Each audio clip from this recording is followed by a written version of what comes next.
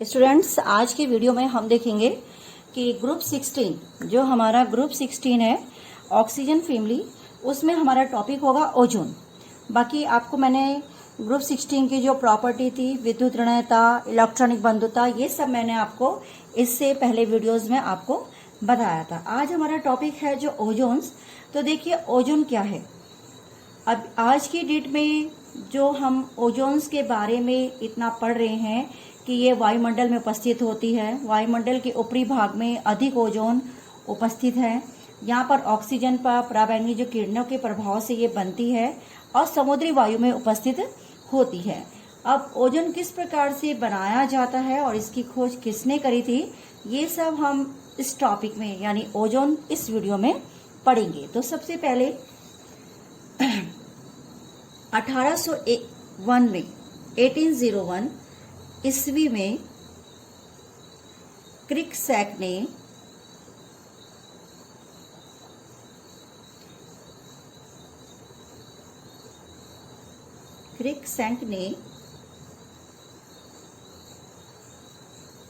Oxygen में विद्युत विसर्जन करके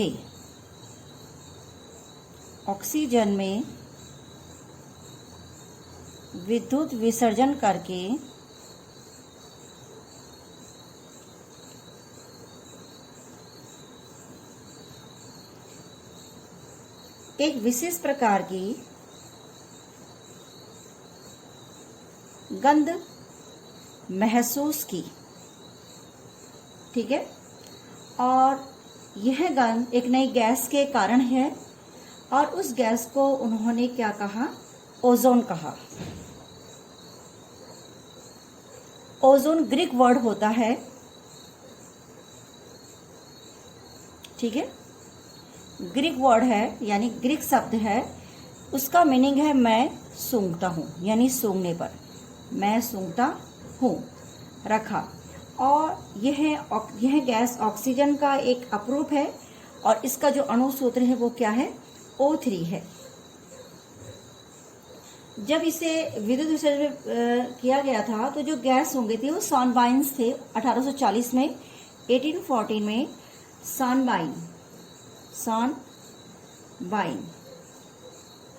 सॉनबाइन ने एक विशिष्ट गंध की उपस्थिति बताई और यह किया कि जो ग्रीक वर्ड है ओजोन, उससे ओजो यानी मैं सूंघता हूँ ग्रीक वर्ड था, उससे मैं सूंघता हूँ जिसका मीनिंग होता है रखा, और उसको हमने क्या कहा, ओजोन, और उसका अणुसूत्र बना दिया क्या, O3।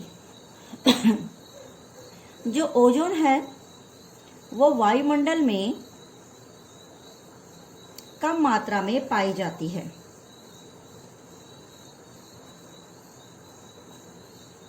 ठीक है, और हम ये कहेंगे कि जो वायुमंडल की जिस भाग पर ये रहती है उसे ओजोन लेयर के नाम से जानते हैं। किसके नाम से जानते हैं, ओजोन लेयर के नाम से जानते हैं। ओजोन परत पर सूर्य से निकलने वाली जितनी हानिकारक बैंगनी यानी अल्ट्रावायलेट रेज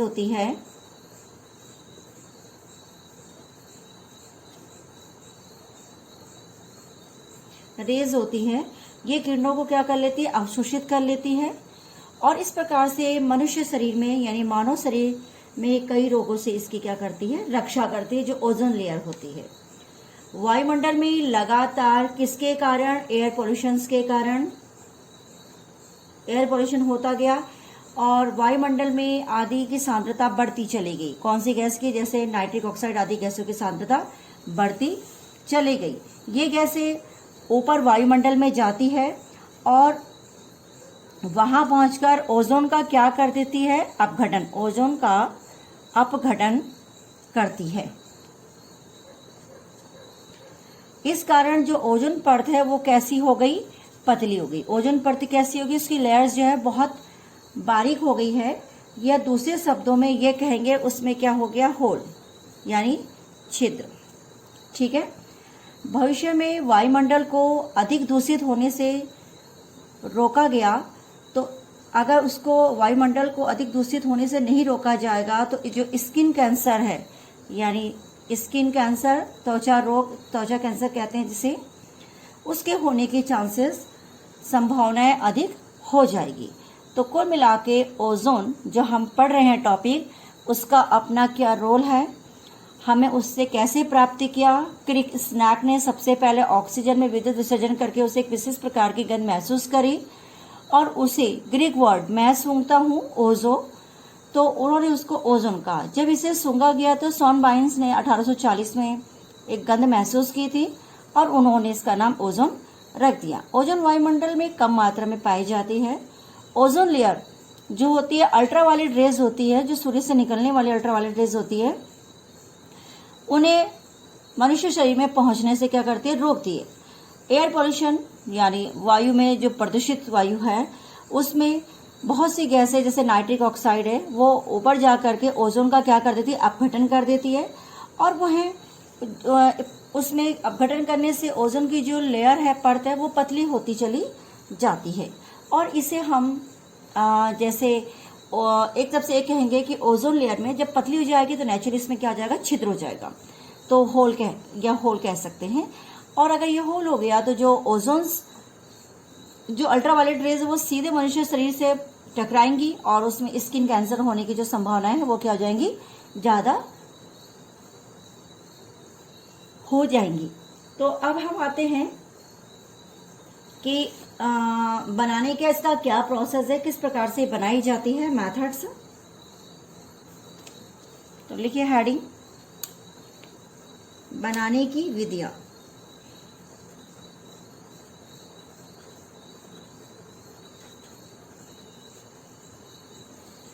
कौन कौन सी बनाने की इसके मेथड्स हैं वो मैं आपको इसमें समझाती हूँ।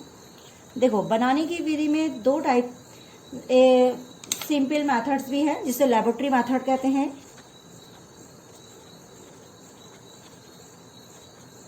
लेबोरेटरी मेथड्स कहते हैं वो क्या है, सबसे पहले प्रयोगशाला में ओजोन, शुष्क एवं शुद्ध ऑक्सीजन जो गैस है, गैस में निशब्द यानी साइलेंट सिलेक्टेड डिस्चार्ज करेंगे तो वो कैसे हो जाएगा, आपको ओजोन प्राप्त हो जाएगी। जैसे ये है, इसमें आपने क्या किया, नीरव विद्युत विसर्जन कर दिया। तो देखिए यहाँ पे मैं लिख लेती हूँ,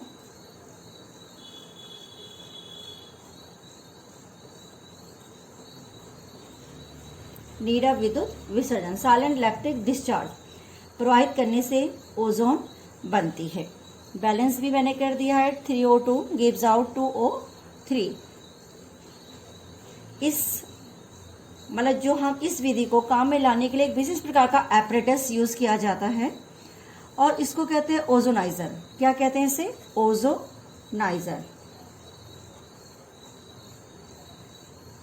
ओजोनाइजर दो प्रकार के होते हैं। पहला ओजोनाइजर है हमारे पास सीमेंस ओजोनाइजर्स,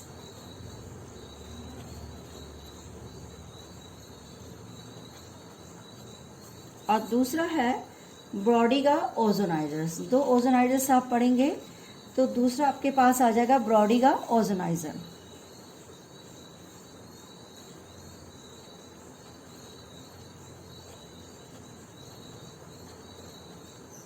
ठीक है, तो सबसे पहले है हमारा सीमेंस का ओजोनाइजर। ठीक है, सबसे पहले सीमेंस के ओजोनाइजर के लिए एक ग्राफ मैं बना रही हूँ, डायग्राम यहाँ पे है। ये इस प्रकार की यू प्रकार की एक नली दिखाई दे रही है आपको। ठीक है, और इसको मैंने इस प्रकार से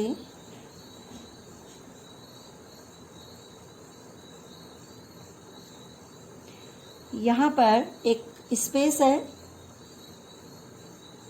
ड्राई ऑक्सीजन के लिए, डाई ऑक्सीजन, और यहाँ पर इंडक्शन कॉइल है, यहाँ पे मैं लगाऊंगी।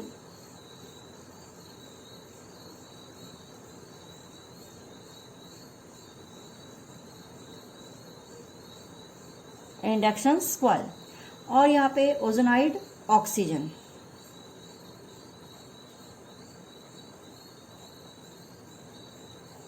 ठीक है, ये इस प्रकार से यहाँ पर टीन की एक पतली सी पत्तर लगी भी होगी, इसके बाहर भी और अंदर भी।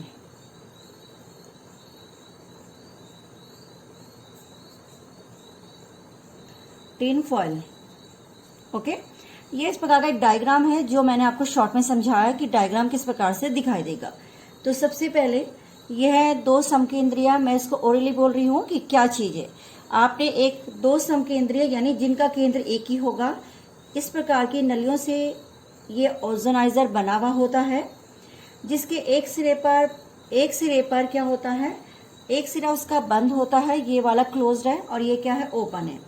भीतरी सतह पर टिन की पत्तर्स लगी हुई होती है, बाहर और अंदर की और दोनों प्रेरक कुंडलियां यानी इंडक्शन कॉइल से इलेक्ट्रोडों से क्या कर दी जाती है, जोड़ दी जाती है। यहाँ पर एक शुद्ध और शुष्क ऑक्सीजन प्रवाहित करने के लिए स्पेस बना हुआ होता है और यहाँ पर हम इस वाले पोर्शंस में ऑक्सीडाइज यानी ओजोनकृत ऑक्सीजन्स क्या करते हैं, प्रवाहित करते हैं। तो ये सीमेंस के ओजोनाइजर का स्ट्रक्चर है।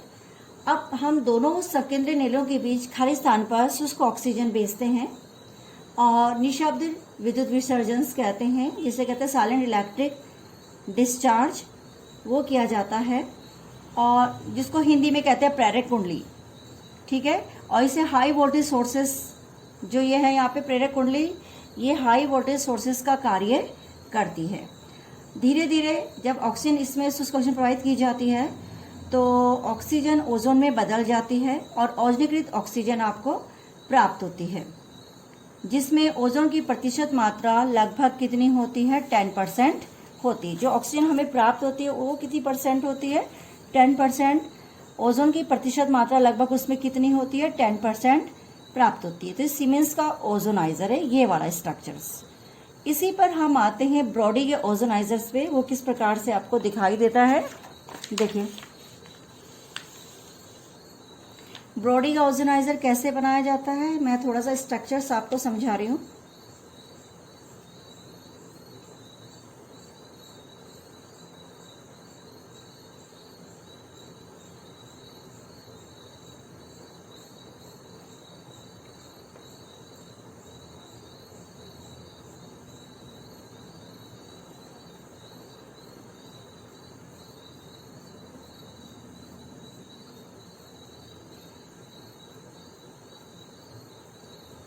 इसमें यू आकार की एक नली होती है जिसका एक भाग पतला और दूसरा भाग क्या होता है, चौड़ा होता है, ठीक है। यू आकार की नली है, इसमें एक भाग आपको पतला दिखाई दे रहा है और एक भाग चौड़ा दिखा। चौड़े भाग में एक परित नली लगी हुई होती है, जैसे यहाँ पे मैंने टेस्ट ट्यूब डाल दी है।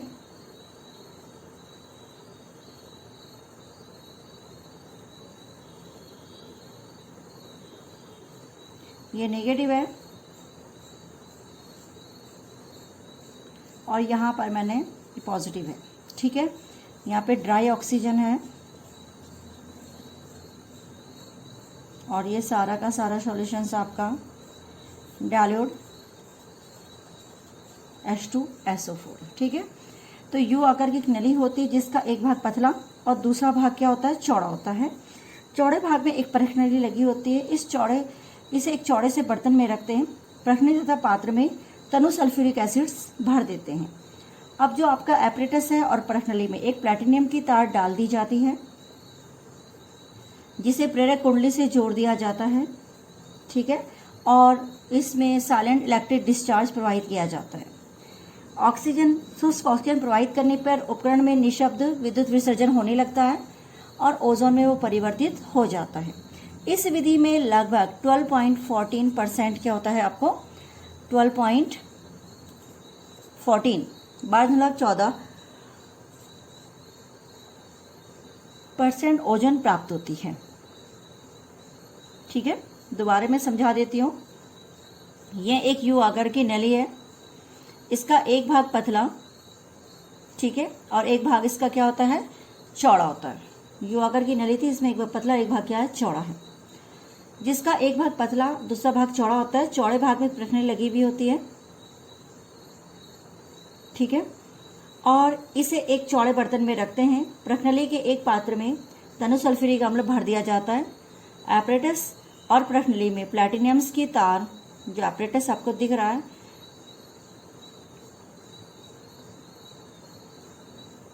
एपरेटस और परखनली में एक प्लैटिनम की तार डाल दी जाती है जो प्रेरक कुंडली से जोड़कर एक निःशब्द विद्युत विसर्जन प्रवाहित किया जाता है। शुष्क ऑक्सीजन प्रोवाइड करने पर जो उपकरण होता है उसमें नीचे विद्युत विसर्जन होने के कारण वो ओजोन में परिवर्तित हो जाती है और इस विधि में लगभग 12.14% ओजोन प्राप्त होता है। ठीक है, ये इसका है। अब अगर हम इसके औद्योगिक निर्माण की विधि में आए तो इसमें साइमन्स और हॉल्स के जो ओजोनाइजर्स हैं उसकी सहायता से भी आप ओजोन प्राप्त कर सकते हैं। ठीक है स्टूडेंट्स, तो ये डायग्राम आप सबकी बुक में बना हुआ है, इसे आप वहीं से डायग्राम को कॉपी कर सकते हैं, क्योंकि इतना बढ़िया डायग्राम इसमें नहीं बना है, केवल समझाने के हिसाब से डायग्राम बनाया गया है। अब मैं इसकी प्रॉपर्टीज पढ़ा रही हूं आपको। जो इसकी प्रॉपर्टीज होती है, पहले है फिजिकल प्रॉपर्टीज। ठीक है, फिजिकल प्रॉपर्टी, ओजोन एक हल्के पीले रंग की क्या है, विषैली गैस है। हल्की पीली रंग की विषैली गैस है। इसमें मछली सी गंध आती है।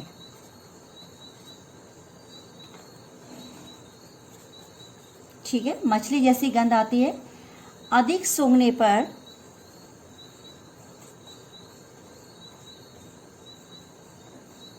सिर में दर्द हो जाता है।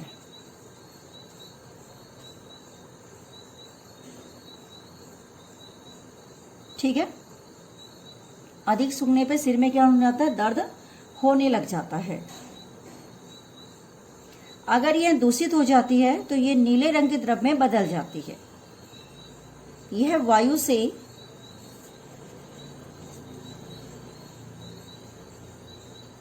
1.6 गुना भारी होती है। ओजोन पानी में कम विलय है।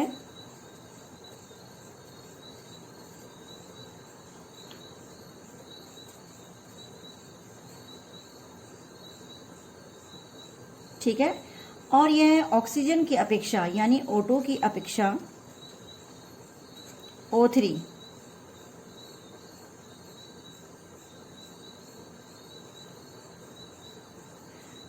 ओजोन पानी में कम विलय है। ठीक है, और O2 की अपेक्षा O3 पानी में अधिक विलय है।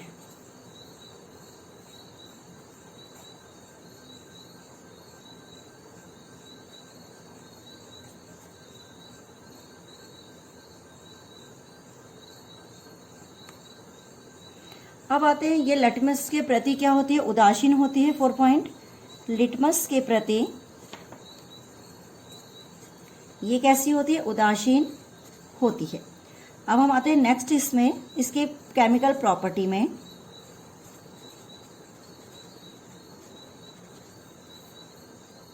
केमिकल प्रॉपर्टी क्या क्या है, सबसे पहले इसका है अपघटन, यानी ये किस प्रकार से अपघटित हो जाती है।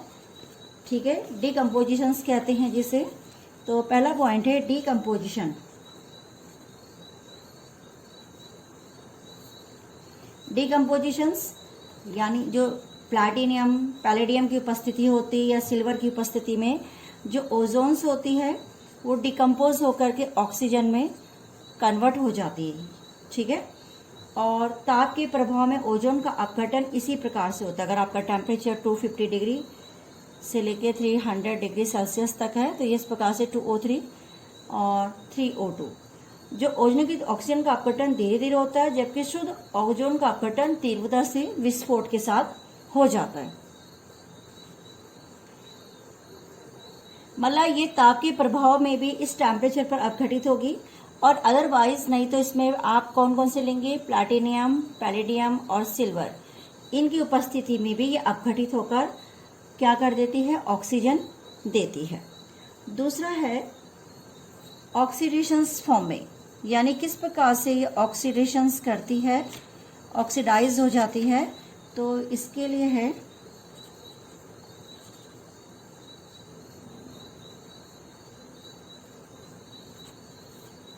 ऑक्सीकारक, ऑक्सीडाइजिंग के फॉर्म में।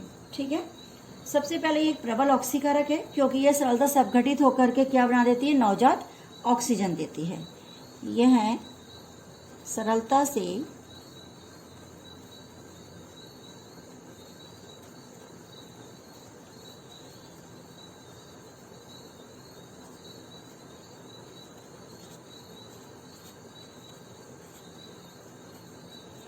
ये नवजात ऑक्सीजन है जो ऑक्सीकारक का गुण प्रदर्शित करता है। तो इसमें बहुत से पॉइंट्स आपके हैं कि कौन किसमें धातुओं को करता है, अधातुओं को करता है। तो एक एक करके जैसे कोई भी लिख लीजिए, धातु अधातु मिक्स भी कर सकते हैं। तो मैं इसमें समझा रही हूँ कि किस प्रकार से। सबसे पहला पॉइंट है इसका O3 है और इसमें मैं सल्फर का ऑक्सीकरण कर रही हूँ। तो सल्फर को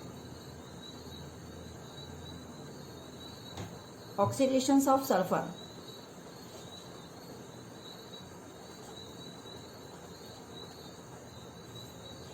यह सल्फर को किस में कन्वर्ट कर देती है, सल्फ्यूरिक एसिड में, H2SO4 में ऑक्सीकृत कर देती है। तो रिएक्शन से sulphur plus H2O plus O3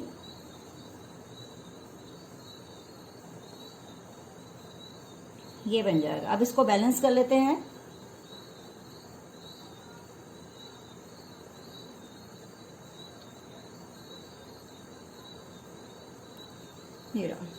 उसके बाद फास्फोरस का ऑक्सीकरण,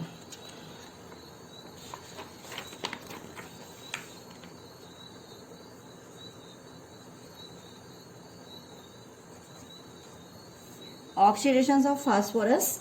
तो ये फास्फोरस को जल की उपस्थिति में फास्फोरिक अम्ल में बदल देती है, P4H2O और प्लस O3।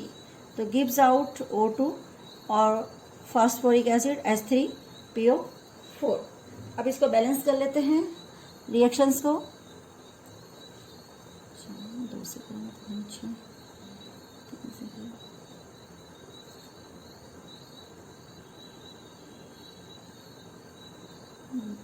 4 से 4 से मल्टीप्लाई,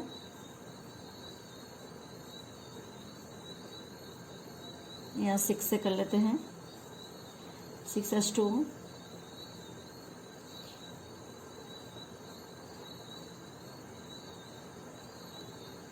10 से मल्टीप्लाई करें। इसी प्रकार से आयोडीन आयोडिक अम्ल में चेंज हो जाता है।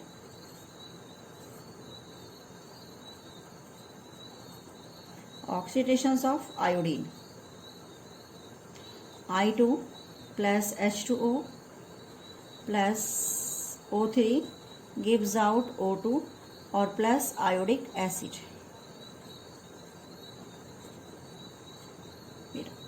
HiO3, इसको कहेंगे आयोडिक एसिड्स। इसी प्रकार से ऑक्सीडेशन ऑफ सिल्वर,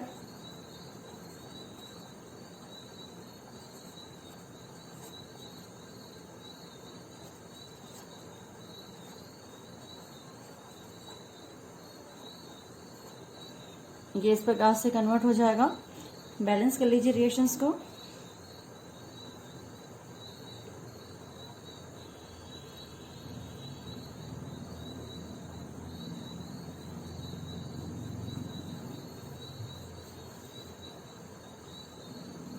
आयोडीन वाली भी बैलेंस कर लीजिए इसमें रिएक्शंस को।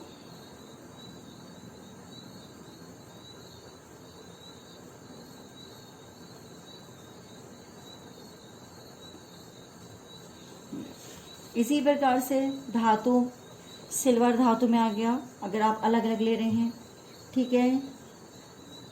आर्सेनिक, एंटीमनी ये उपधातु में आ जाते हैं। तो इसी प्रकार से मैं इसका अलग करती हूँ। ऑक्सीडेशन ऑफ एंटीमनी, जो एंटीमनी होता है वो एंटोनोइक एसिड्स में, एंटीमोनिक एसिड्स में बदल जाता है, जिसका फॉर्मूला होता है चेंजेस टू H3SbO4। तो ये हो जाएगा आपका Sb plus O3 plus water के साथ क्रिया होगी, तो ये एंटीमोनिक एसिड बना देगा, एंटीमोनिक एसिड्स। ठीक है स्टूडेंट्स, H3SbO4 एंटीमोनिक एसिड में ये बदल देता है, ये उपधातु है।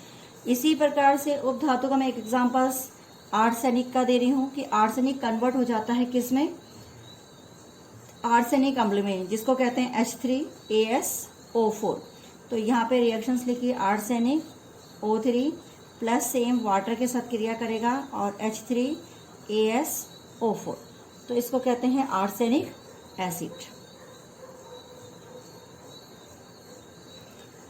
इसी प्रकार से आते हैं हम आगे ऑक्सीडेशन ऑफ कंपाउंड, यानी जो कंपाउंड्स हैं उनका ऑक्सीडेशन किस प्रकार से किया जाता है।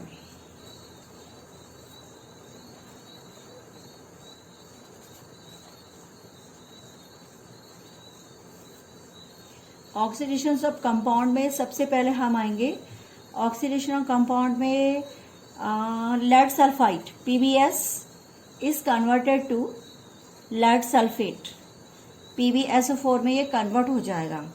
इसी प्रकार जिंक सल्फाइड, तो मैं इसकी रिएक्शंस आपको लिख के दिखाती हूँ। PbS प्लस O3 PbSO4 और प्लस O2, ठीक है। बैलेंस कर लीजिए रिएक्शंस को।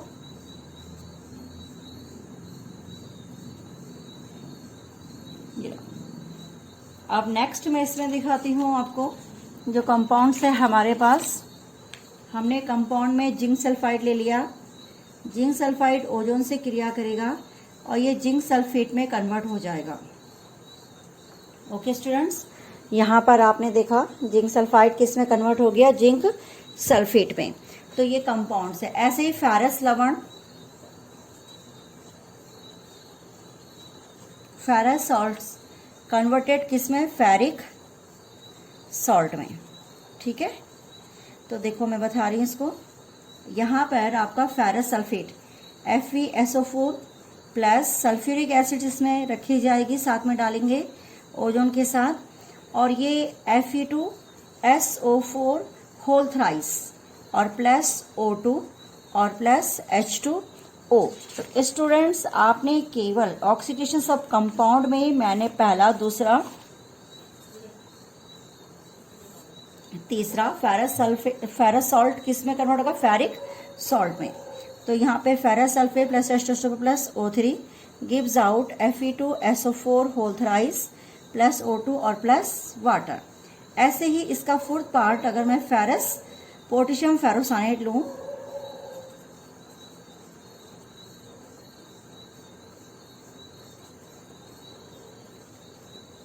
साइनाइड इज कन्वर्टेड टू फेरिसाइनाइड्स, ठीक है।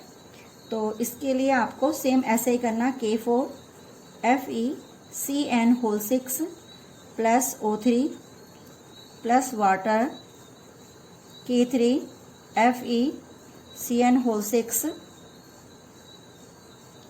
KOH plus O2। Okay, balance कर लीजिए।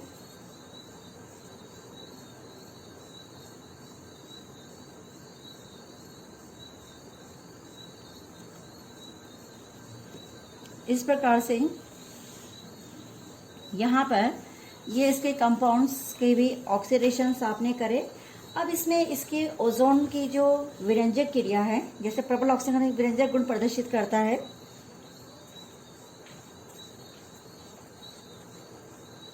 ठीक है। तो ये क्या करता है, जितने भी कंपाउंड्स होते हैं उनके रंगों को चेंज कर देता है। जैसे विरंजक रूप में ये रंगीन पदार्थ ऑक्सीकारक का जो ओजोन्स होता है उसको क्या कर देता है, रंगहीन कर देता है। ओके, तो यहाँ पर आपका विरंजक के रूप में तेल, शक्कर, हाथी दांत आदि कपड़ों का रंग उड़ाने में ये सहायक होता है, ठीक है। उसके बाद आते हैं हम इसके एक रिएक्शन है, इसमें additional reaction. Additional reactions ozone असंतृप्त कार्बनिक पदार्थ से संयोग करता है। जैसे सपोज एथीन है, एथीन से ओजोन रिएक्शंस करता है और ये एथीन ओजोनाइड बना देता है।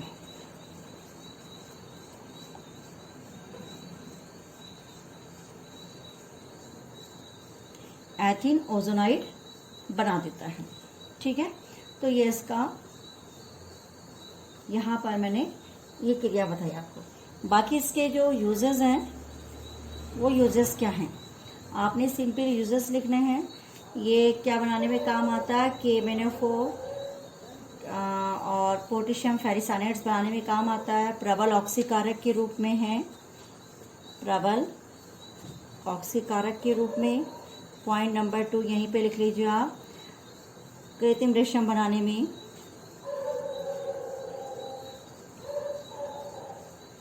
पॉइंट नंबर 3, प्रबल ऑक्सीकारक लिखा दिया। उसके बाद व्यंजक के रूप में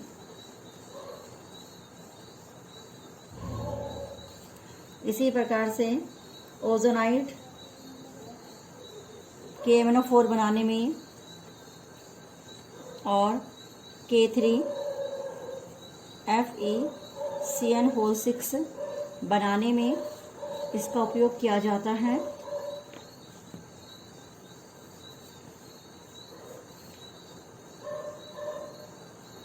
तो कई प्रकार से इसका उपयोग कीटनाशक के रूप में भी करते हैं।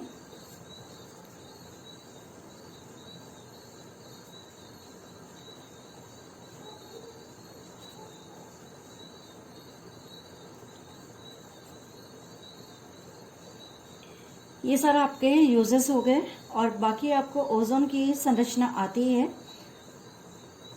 कि ओजोन की संरचना किस प्रकार से होती है, तो उसका अनुनाद स्ट्रक्चर्स आप बना सकते हैं। ठीक है, लास्ट में आप ओजोन का अनुनाद स्ट्रक्चर्स बना दीजिएगा। जनरली मैं यहाँ पे अनुनाद संरचना बना के दिखा देती हूँ। ये है ओजोन, यहाँ पर ये इसके साथ डबल बॉन्ड बनाएगा और इसके साथ सिंगल बॉन्ड बनाएगा, मगर बाहर से एक वो भी लेगा। ठीक है, और इसके ऊपर 2 रह जाएंगे, प्लस का चिन्ह आ जाएगा और ये 4 हो जाएंगे। इसी प्रकार अनुनाद संरचना है, तो आप जानते हैं 2 इसमें ये और पॉजिटिव इसके ऊपर से ये इधर बना लीजिए, डबल बॉन्ड इधर बना लीजिए।